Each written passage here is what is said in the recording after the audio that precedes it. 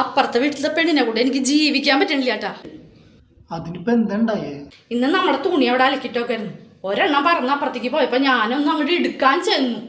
അതിനെന്നെ അവളെ പറയാത്തതില്ല, എന്നെ കൊന്നില്ല എന്നുള്ളൂ. പിന്നെ അവൾക്ക് എന്തും പറയാനാ, നിങ്ങൾ ഏതേരം ചിരിച്ചു കാണിക്കുന്നതല്ല അവള്. അപ്പൊ അവൾക്ക് അതിന് പേടിയില്ലാണ്ടായി. ആ അത്രയ്ക്കായ ചോദിക്കാനും പറയാനും അല്ലാന്ന് വിചാരിച്ചിട്ടാ നീ ആ ഫോൺ വിളിച്ചിട്ട് ഫോൺ വിളിച്ചേട്ടോളെ.